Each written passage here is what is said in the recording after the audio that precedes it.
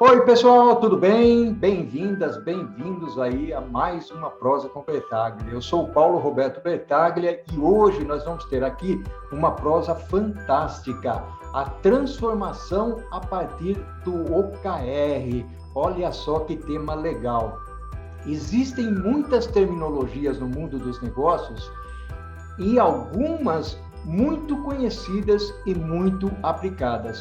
Outras aprendemos em nossos cursos de administração ou em nossos MBAs.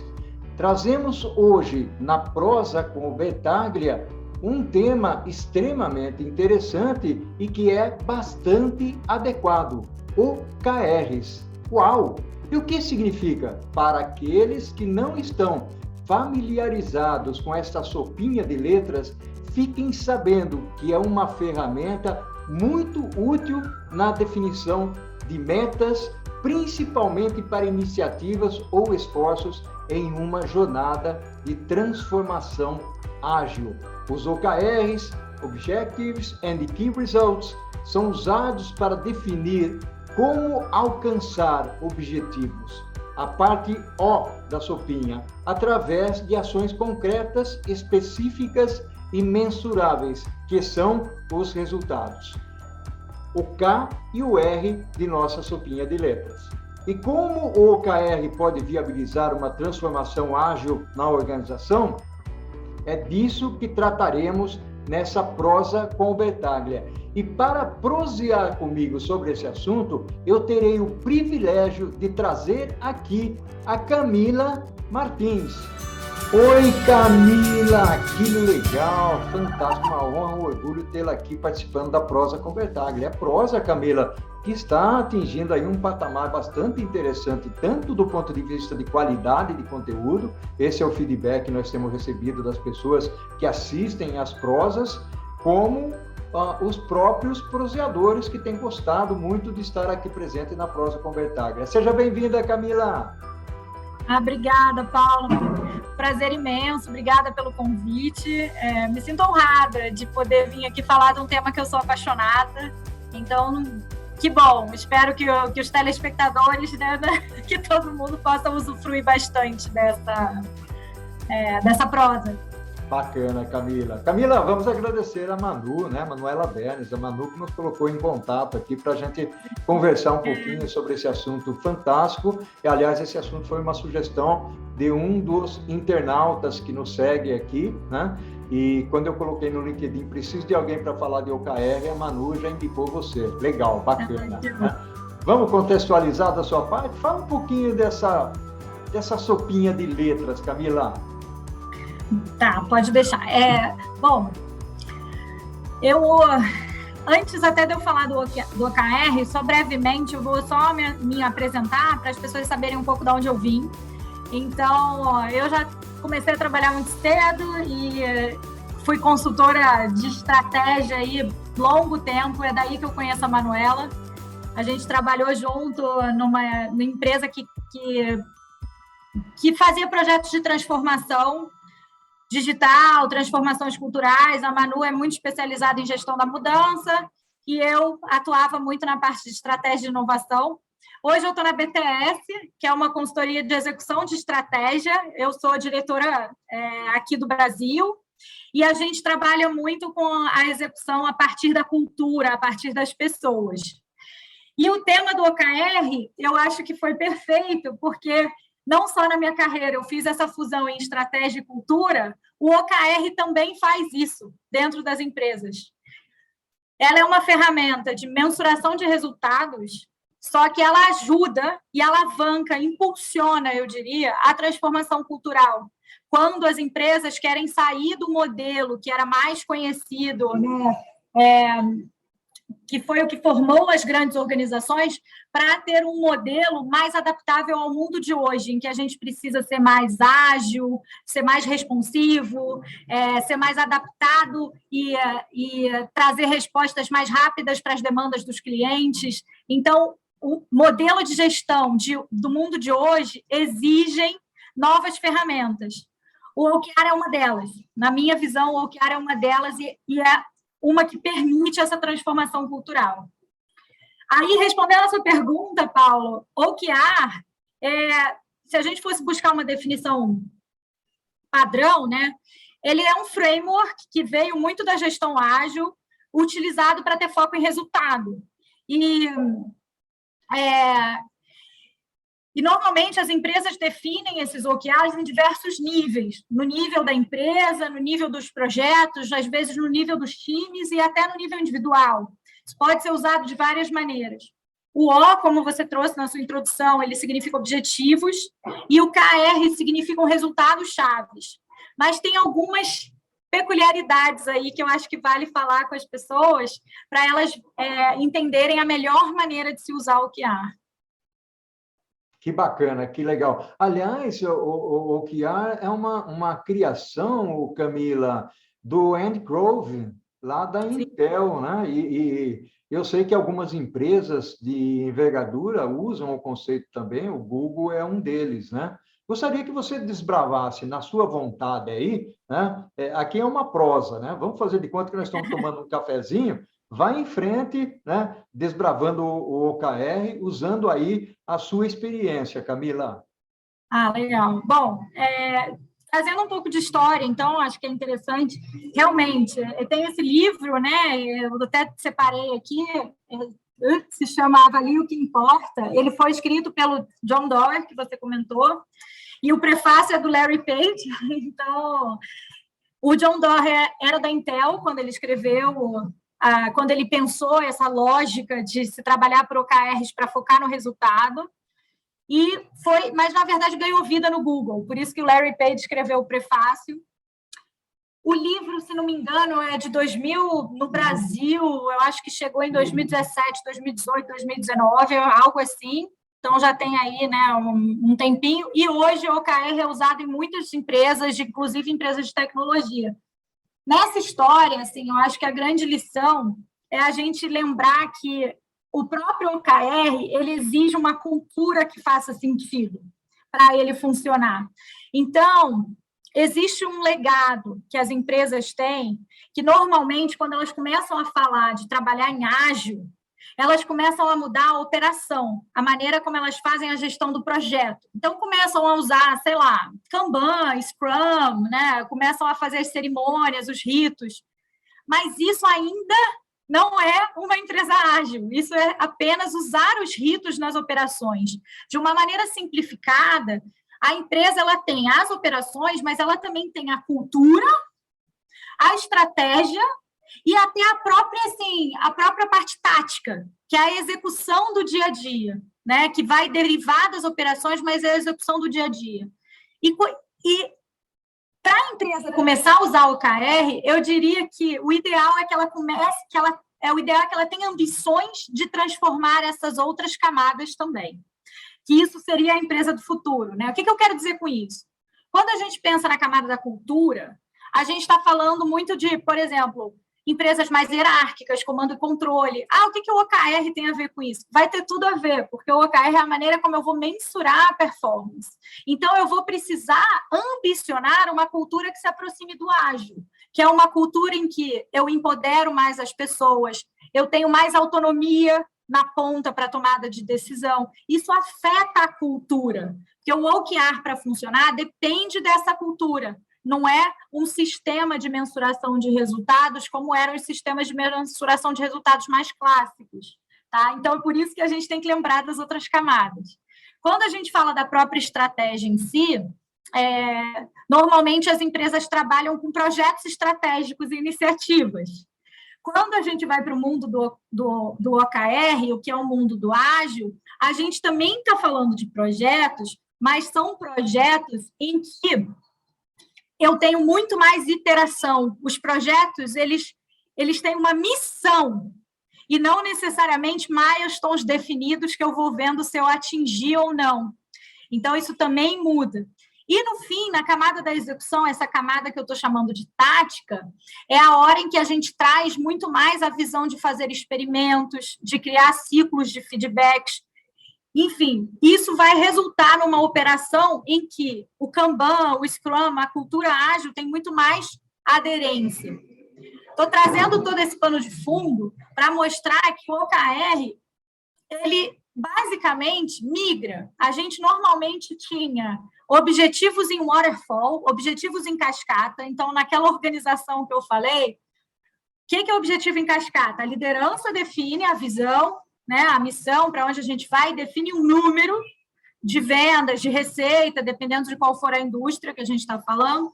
E esse número ele vai descendo em cascata, não é à toa que se chama cascata, né, waterfall. Ele ia descendo para as unidades até chegar no nível individual. É normalmente assim que as empresas trabalham. Quando a gente fala do OKR, a gente quer matar o waterfall, porque o OKR ideal, ele é tanto top-down quanto bottom-up e também side-by-side, para quebrar silos. Por isso que envolve mais elementos da organização, tá? Aí, assim, os internautas aqui podem estar pensando, nossa, mas eu queria fazer uma mudança no meu sistema de mensuração e ela já está falando de transformar a minha empresa.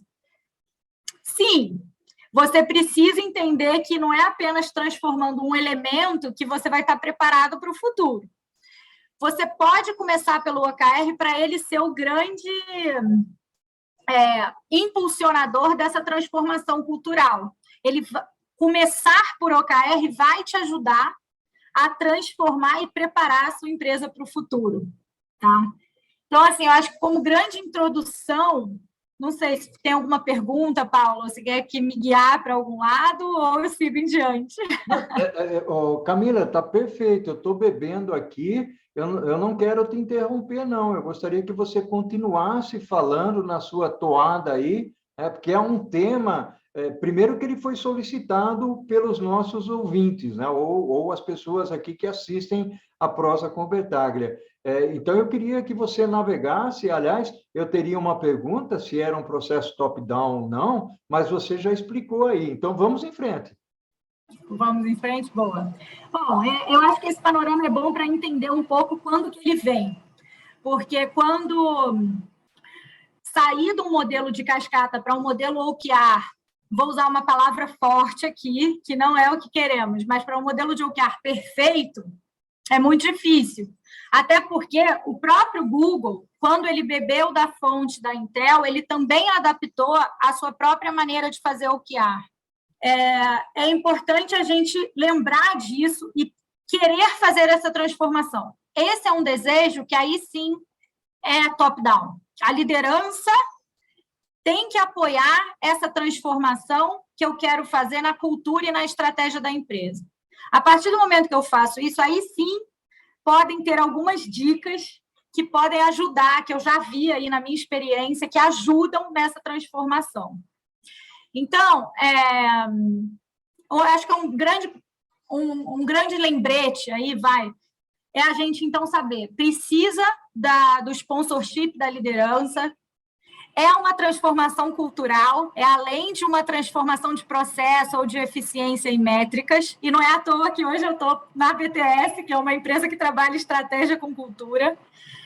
E uma coisa que às vezes as pessoas não sabem, assim, o OKR, ele não vai ser um método que oferece um passo a passo. Isso às vezes deixa alguns gestores ansiosos, porque quando a gente usa, por exemplo, um PDCA, ou quando a gente quer transformar a empresa a partir do PMBOK, né, da gestão clássica, existem passo a passo. A gestão ágil meio que elimina esse grande passo a passo, porque ela trabalha com missões, com palavras um pouco novas, né, alinhamentos e autonomia. A autonomia pressupõe o indivíduo trazendo a contribuição. Uhum. Então, o OKR, minha visão, é que ele quase como se ele fosse assim, uma filosofia, porque eu vou escolher trabalhar dessa nova maneira de fazer. Sendo mais pragmático para ajudar os internautas a entender. Eu preciso ajudar os internautas a separarem 4 conceitos. Tá? A gente precisa separar o que é objetivo, que é a minha missão, o que é outcome, que é o resultado que eu desejo no meu cliente final, no meu stakeholder final, que é diferente de output.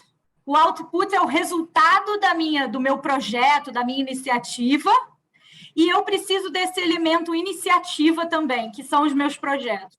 Normalmente, o OKR, ele fala com os dois primeiros. Então, o OKR, ele define o meu objetivo e o meu outcome. As minhas iniciativas e os meus outputs é justamente a autonomia que eu vou dar para a minha equipe chegar nos OKRs definidos. Então, isso é fundamental de entender, porque o OKR, diferente do modelo cascata para mensuração de resultados nas empresas, ele me permite quebrar silos, por exemplo. Porque eu dou uma missão, se eu estou falando de outcome, que é resultado no cliente final, esse outcome pode ser resultado de diferentes áreas da minha empresa. Então, o meu objetivo pode ser... sei lá, ser a melhor empresa de serviços do mundo, sei lá, ou do Brasil, a melhor empresa do serviço tal em tal nicho, né? Tem que definir aqui. O meu outcome é ver os meus key results, vai ser ver a satisfação do cliente, a minha taxa de churn. Isso tudo tem a ver com diversas áreas da empresa, vai ter a ver com vendas, com marketing, com customer service, por exemplo. Então, o OKR me ajuda a quebrar silo, porque está todo mundo contribuindo para aquela missão e para aquele resultado. Mas aí, como que eu chego neles? É aí que eu começo a desdobrar. Então, quando eu tenho os key results, eu desdobro aqueles key results nos outros dois que eu falei, que são iniciativas e outputs. Quando eu começo a traçar iniciativas, eu estou destilando os projetos que vão me ajudar a garantir aqueles resultados chaves. E cada projeto, aí sim eu preciso medir os outputs dos projetos. Bacana. Quando eu vou medir output do projeto, aí sim eu posso usar, por exemplo, KPIs. Como o nome diz, né, KPI, Key Performance Indicator. KPI é um indicador, é diferente de um resultado-chave. Okay. Indicador eu posso medir sempre, porque eu quero ter uma gestão, um histórico, né? Eu quero perceber como eu estou.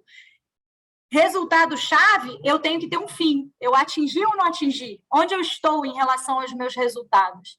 Então, trabalhar nesses 4 níveis é fundamental para as empresas entenderem como elas começam a dar esses passos para implementar essa filosofia, que é uma nova maneira de trabalhar. Fantástico, muito bacana realmente. Você nadou de braçada aí, destilou conhecimento e, mais ainda, o que é importante para a gente aqui, você foi bastante pragmática e bastante didática quando você falou aí do OKR. Muito legal. Eu queria fazer o seguinte agora, Camila, vamos fazer um stop aqui, uma paradinha, vamos tomar uma água, um cafezinho. E conceituou, contextualizou o OKR, trouxe engajamento das lideranças, é um processo que é top-down, é bottom-up, mostrou vários pontos interessantes. Eu queria conversar contigo sobre os desafios na transformação, mas vamos fazer isso no segundo tópico, pode ser? Combinado, Paulo. Obrigada. Camila, que fantástica que está essa prosa aqui. Realmente você está trazendo aí um vasto conhecimento, uma vasta experiência para as pessoas que nos acompanham aqui na Prosa com Bertaglia. Isso é muito bacana, é muito legal. Camila, olha, tudo isso que você falou aí faz sentido, é muito bacana, mas eu tenho certeza que não é fácil de fazer. Então, eu gostaria que você comentasse um pouquinho, já que você trabalha dentro desse contexto, quais são os desafios para você aplicar o OKR dentro do contexto da transformação ágil, se eu posso dizer assim. Vamos lá? Oh, perfeito. Não, ótima pergunta, Paulo. De fato, não é fácil. Não é nada fácil, não é à toa que existe não só a teoria, mas também consultorias que apoiam. E não é porque eu sou consultora, mas eu recomendo muito fortemente, quem estiver pensando em fazer essa transformação, trazer pessoas que conseguem ter esse olhar macro. Do mesmo jeito que o ágil tem aquela figura do Scrum Master, Eu diria que na transformação cultural é muitas vezes bom ter esse advisor, que seja uma pessoa da sua confiança, que possa te ajudar a ter esse olhar isento, porque realmente não é uma transformação fácil. Fazendo um paralelo com a nossa vida, é como querer mudar um hábito. A gente tem que fazer racionalmente primeiro, pensado primeiro, doído primeiro, até aquilo ficar automático, até se tornar um conhecimento que a gente faz de maneira automática. Então, assim, trazendo os desafios, né? O primeiro grande desafio, e já dando, digamos, a má notícia logo de cara, o primeiro grande, eu acho que, assim, eu não vou dizer 100%, porque eu não gosto de ser determinística, mas em 90% das experiências que eu tive, vocês vão fazer OKRs ruins a primeira vez. É um fato. É um fato. Já vamos começar a praticar o Agile desde o princípio. A primeira vez que se faz o OKR, as chances deles serem ruins são muito grandes, porque ainda precisa entender aqueles 4 conceitos que eu falei. As pessoas não estão acostumadas, que as suas equipes não sabem ainda lidar com a autonomia e a liberdade que está sendo desafiada agora. Então, a primeira vez vai ser complicado. Mas não precisa desanimar. Por quê? Porque a nossa recomendação é que se faça sim, para que consiga, para que comece a praticar. E principalmente, comece a aprender com o erro de ter feito o OKR ruim. Então, eu diria que, num primeiro momento, o principal desafio é você criar as rotinas de implementação do OKR. Vamos, sim, tentar fazer o melhor OKR possível. A gente não precisa dizer para as equipes, igual eu falei aqui, que a gente já vai começar errando, não é isso, mas a gente vai tentar fazer o melhor possível, mas o aprendizado junto com o processo é fundamental. E no Google foi assim, tá? Então, não é só na sua empresa. No Google foi assim no livro, tá? Então, eu estou falando aí da história que o próprio Larry Page pode contar nas histórias que eles trazem. Esse eu acho que é o primeiro e é super desafiador, porque ele já traz aí barreiras culturais, crenças, enfim. Outro grande desafio é que a tendência, na primeira vez, como a gente sai de um modelo de cascata, né, aquele exemplo que eu expliquei, você vai fazer os OKRs dentro das divisões. Então, eles não vão ser OKRs cross. A tendência são as pessoas caírem naquela falácia de não, vamos botar como objetivo e resultado-chave aquilo que eu posso controlar. E essa é a grande angústia, porque um resultado-chave, como eu falei que ele é outcome, às vezes aquele departamento não tem controle daquele resultado-chave. Ele tem controle de um pedaço, porque o outro pedaço depende de outra área. Como organização, é isso que a gente quer. Mas como área, às vezes é muito difícil você pedir para a área definir um negócio que ele não tem controle. Então, por isso que eu acho que o olhar externo é muito bom. Porque o olhar externo ajuda a fazer esses alinhamentos entre os OKRs da organização. Aí, de novo, uma outra dica para a gente também, quando está começando, faz em 2 níveis primeiro. Faz no nível da empresa e faz no nível quase individual de time. Para aí depois você ir evoluindo, tanto de baixo para cima quanto de cima para baixo. Tá? Eu acho que essa é uma grande dica que funciona bastante. Outra coisa fundamental que eu já comentei, né, quando eu falei, é a questão da rotina. Então, não vamos fazer OKRs e tratar como a gente tratava antes de fazer revisões apenas anualmente para a gente ver se a gente atingiu ou não. Se a gente estiver fazendo isso, a gente está no modelo cascata. O OKR, ele pressupõe uma revisão, porque muitas vezes, num primeiro momento, eu vou precisar rever resultados chaves. Eu continuo com os mesmos objetivos, mas quero mudar resultados chaves. Eu quero adequar para que as pessoas continuem indo para o caminho esperado. Então, ter essa revisão, criar essa rotina na pressão do dia a dia é fundamental. E eu acho que, por fim, um outro ponto é específico em relação aos resultados chaves, porque existe um balanceamento de como que a gente define isso. É importante que os resultados chaves eles sejam, de fato, outcomes, não outputs. Então, por exemplo, normalmente não é um bom resultado-chave eu dizer assim, eu vou implementar 10 projetos. 10, eu tenho como objetivo fazer a transformação digital da minha área de call center, tá? Então eu quero implementar 10 RPAs, né, 10 robotizações de processo.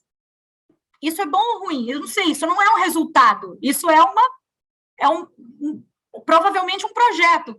Qual é o resultado? Então, o desafio é, se eu implementar 10 projetos, ou 15, ou 5, o que eu queria atingir? Não, eu quero atingir um aumento da minha automação e poder reduzir as pessoas.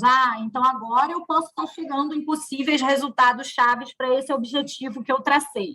Então, esse é outro desafio que a gente enfrenta quando a gente está fazendo OKR, é escrever bem esses resultados chaves de maneira que eles, de fato, sejam outcomes e de maneira que eles se contrabalancem, para que eu não sabote o projeto. Um exemplo clássico disso que eu quero dizer de contrabalançar é a história da gente falar de aumentar volume, por exemplo, sem perder eficiência, sem perder qualidade. Porque se a gente põe um objetivo de aumentar volume e eu ponho como resultado apenas os resultados em volume, eu posso botar minha força de vendas toda, vendendo mais, mas perdendo qualidade, mas perdendo satisfação do cliente.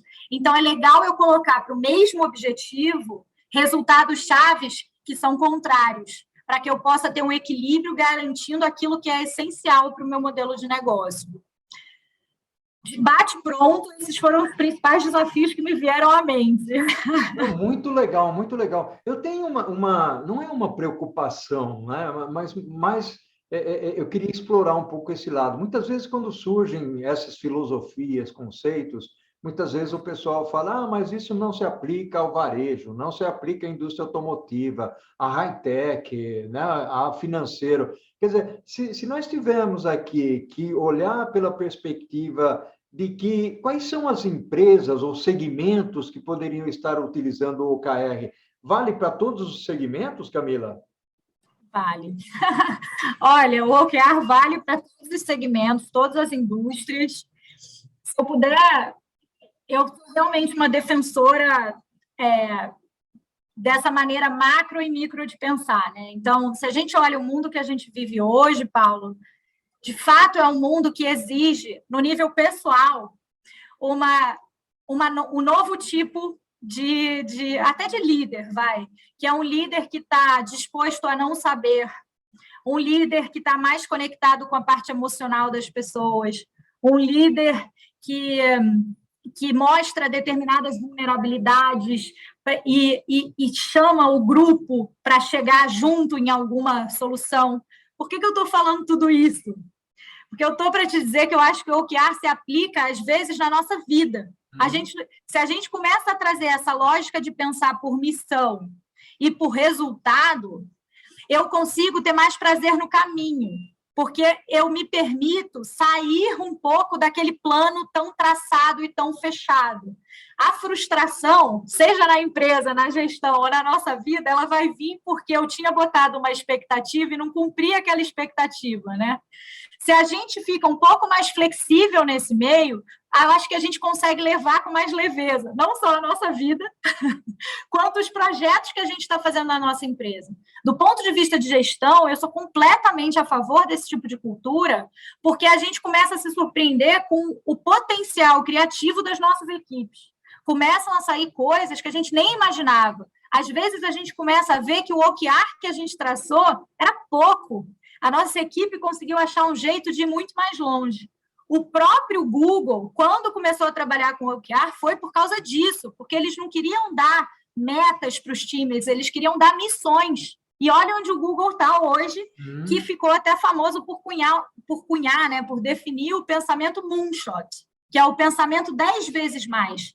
É aquela brincadeira, pensar grande, pensar pequeno, dá o mesmo trabalho. Então, por que você não empodera as pessoas e não as desafia a ir 10 vezes mais, 100 vezes mais, em vez de somar, né? Vamos fazer conta de multiplicação. E nesse mundo digital, nesse mundo fluido que a gente vive, a gente está vendo esse efeito do exponencial. O ser humano não é exponencial, então é difícil a gente racionalmente entender isso, mas essas outras ferramentas, essa cultura ágil, a transformação digital, elas estão trazendo um pouco desse mundo exponencial para dentro da gestão. Por isso que eu brinquei que exige um novo tipo de líder E aí, no extremo, o OKR serve para a nossa vida mesmo, sabe? Então, qualquer indústria, qualquer setor pode sim trabalhar com OKR. Aí é o que eu falei, vai fazer o ajuste de acordo com aquelas 4 camadas. Como é que é a sua cultura, como é que é a sua estratégia, a sua maneira tática de trabalhar, de executar projetos e a sua própria operação. Algumas vão ter fit imediato, que são as empresas de tecnologia, que a gente vê que já nascem nesse mundo ágil, enquanto outras vão ter que percorrer outros caminhos. Mas é possível, e eu diria que, assim, em algum momento vai ser quase mandatório. O modelo que a gente tinha mais antigo, de comando e controle, o waterfall, ele tem dificuldade de funcionar nesse mundo que a gente vive hoje, tão fluido, pandemia, cenários políticos e etc. Camila, fantástico, realmente fantástico pelo pragmatismo que você trouxe aqui para a prosa com Bertaglia. Camila, nós estamos encerrando a nossa prosa. Ai, foi um prazer imenso. O conhecimento que você trouxe para a gente aí, eu gostaria que você desse um tchauzinho aí, falasse algumas palavras para o nosso pessoal que nos acompanha aqui pela prosa com Bertaglia. Olha, eu agradeço, obrigada. E eu tenho um prazer imenso de falar desses temas. Eu tive uma jornada profissional que eu mesma refleti muito sobre isso e vi e me apaixonei pelo lado humano de toda essa transformação de gestão, de estratégia, de inovação. Acredito imensamente no potencial do ser humano pela busca da excelência, e é por isso que eu fui trabalhar com essas coisas para ver isso acontecer na prática, com qualquer nível. Todos nós temos a capacidade de liderança, né, de sermos líderes, de desenvolvermos esse lado técnico para levar a excelência, a alegria, a criatividade, a inovação para onde a gente vai. Então, eu sou apaixonada mesmo por gestão, por administração, cultura, pessoas. Espero ter passado um pouquinho dessa energia aí para os seus internautas e que a gente tenha aprendido juntos. Falou com a alma, falou com muita energia. Seguramente vai haver um aprendizado significativo das suas palavras. Um abraço virtual para você, Camila. Gratidão enorme pela sua participação e contribuição aqui. Eu costumo dizer ao infinito e além, né? E o que fazemos em vida ecoa pela eternidade. Um abração para você, Camila. Muito grato. Tchau, tchau. Tchau, Paula. Obrigada.